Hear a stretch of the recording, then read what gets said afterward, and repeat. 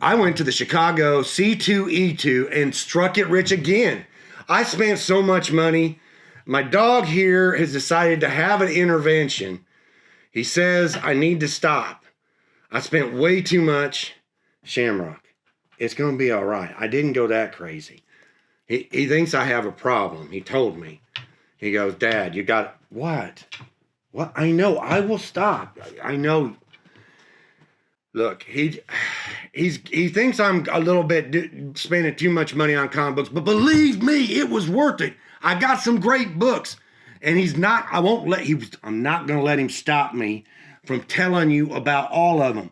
I mean, this comic book haul it's incredible. So let's get nerdy in here. Nerd, nerd, nerd. Nerdfarious.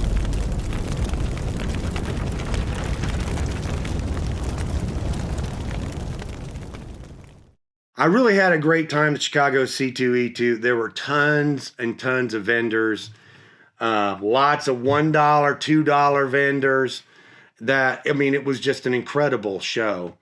The only downside I have was when you'd register your badge, it had the woke, whatever you call it, are you non-binary? It asked what gender you were, and then it asked non-binary and different pronouns and stuff like that. Okay, whatever.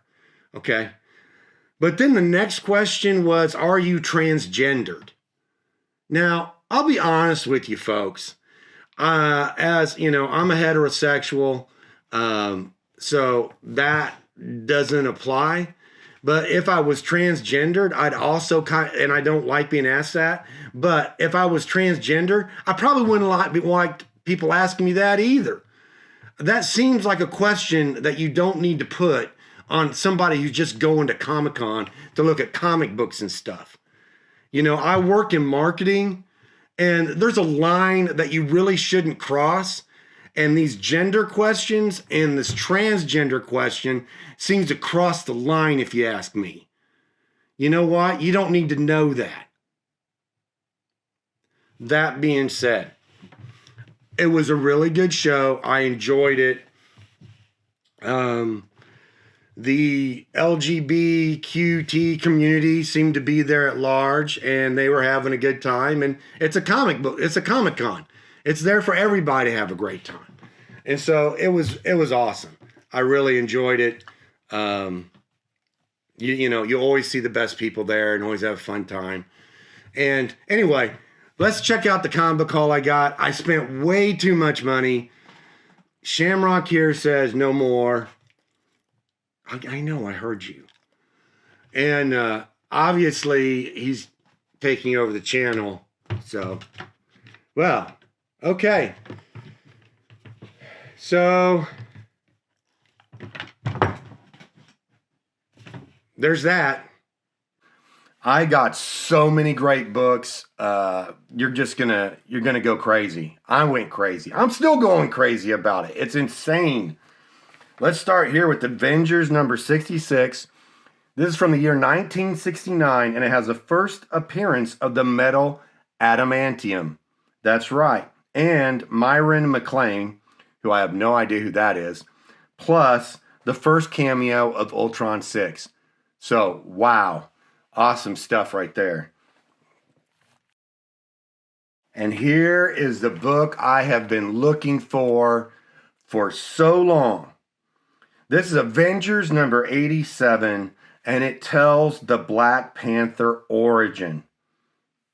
This is a great key issue. I would guess the condition at very fine minus or fine plus. It was marked at $100. I got it for $95. It's an awesome book, and I had been looking for this for so long. And then that's right, we're right into Detective Comics, and this book is from the year 1962, and I gotta tell you, other than some minor spine ticks, it is in really excellent condition. I saw it there. This is Detective Comics 306. This is the first appearance of Professor Arnold Hugo, and the story and artwork is really campy. I love these old books. It's like getting a glimpse of the past of a simpler time. It's not dark. It's an interesting book. I really enjoy it. And then here we have issue 319. This is not a key issue, but it is a cool vintage comic. It's priced at $30. I probably paid that or maybe a little bit less. Now, from here on out, these are all, these I picked up cheap for $1. There were plenty of dollar comic book vendors. Some were selling them $2 a piece. I needed these to fill in some gaps in my detective collection, so I picked these up. You know, a lot of people, they collect Batman. They totally forget about the detective series. Really great stories in there. Okay, now look, we're back on to my cousin Tony Stark. All of these I picked up for $1 or $2 a piece. This first one, of course, you see the Jack of Hearts, number 103. You've got Midas. He loves gold. A little Austin Powers there. Not very good at it, but...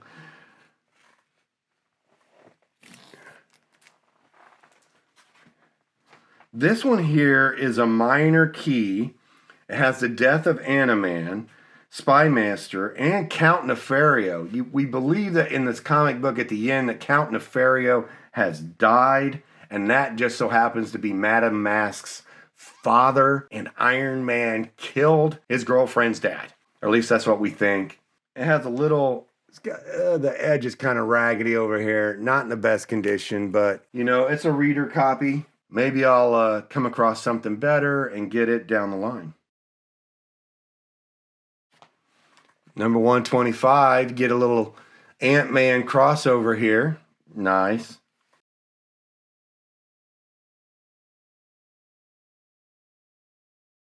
Here we've got issue 143. It's the first appearance of Centurion, and probably his last appearance because it doesn't end well for him.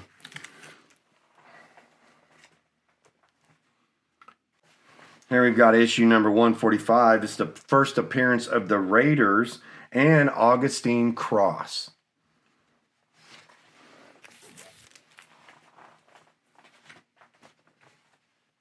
Now this is an interesting issue. This is issue number 163, and it contains the first cameo appearance of Obadiah Stane. As you guys know, Stane takes over Stark International. And here we go. Now to some Silver Age Batman from the year 1965. This is Batman number 177. And I gotta tell you, this issue is a strange issue. There are 3 Batmans in this story. Batman has the elongated man in a padded suit and the Atom dressed up as him to trick some criminals. But the whole story is kind of weird and hokey. It doesn't really make a whole lot of sense, but it's, you know, it's interesting. So I'm super stoked about this issue right here. It is a key issue, issue 242. All the Batman fans know what this is. This is the first appearance of Matches Malone. If you read Batman, you know Matches Malone is a criminal disguise that Batman uses when he infiltrates crime rings. But did you know Matches Malone was a real guy and not just made up by Batman? In this issue, Batman chases the real criminal Matches Malone and corners him. Matches Malone shoots at Batman, misses, and catches the ricochet, killing him. Matches is killed by his own bullet. And from that point forward, Batman assumes Matches' identity and uses it when he goes undercover. Great issue, and this is where it all started with Batman's Matches Malone disguise. 259, this was an interesting issue. It had the Shadow in it. And I'm not showing you all the books that I picked up because we'd be here really way too long. I'm not a speculator. I don't do this because I'm making an investment and expect to get a bunch of money in the end. I do this because I'm a collector. I love the stories and I love the art.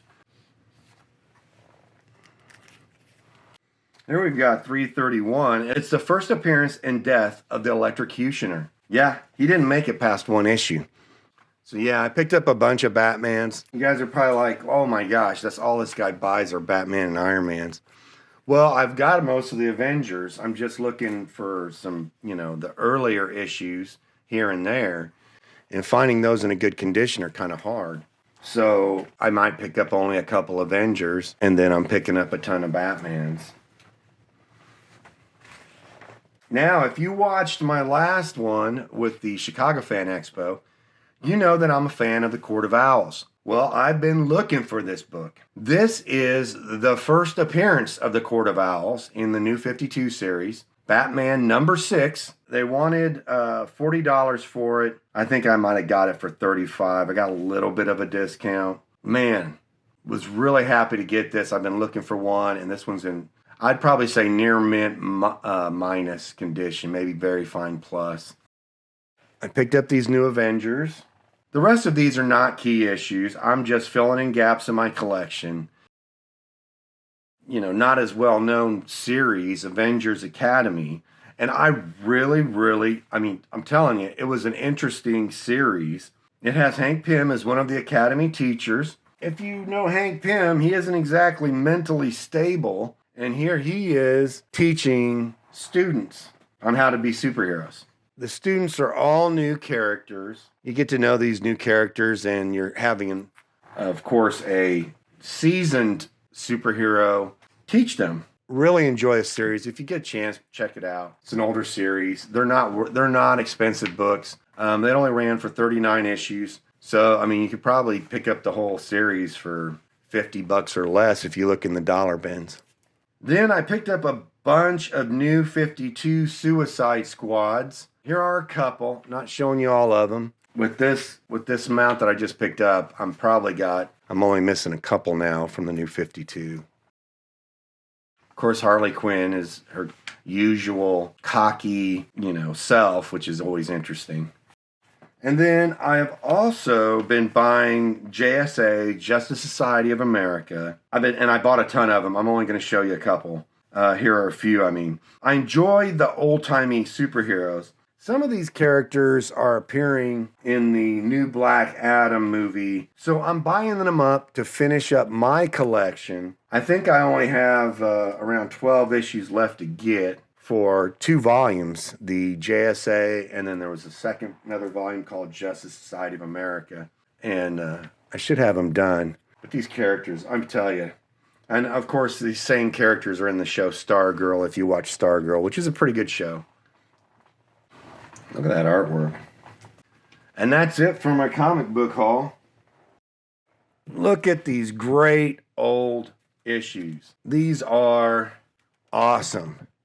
And right here, the Black Panther origin. Man, oh man. So psyched. So glad to get it. Thanks for watching. I hope you enjoyed the comic books that I found and enjoy this channel. Please like and subscribe and watch our videos. This is the last of the Comic-Con videos that we're going to be doing for this year. So the rest of the videos we're going to do, Great White's going to be back. We're going to have some videos about different topics, comic book related topics, and have kind of panel discussions like we did earlier on, maybe review some movies. So check them out. It's going to be a good time. We enjoy making these videos. We don't get paid. We just like doing it. And we're glad you guys are here.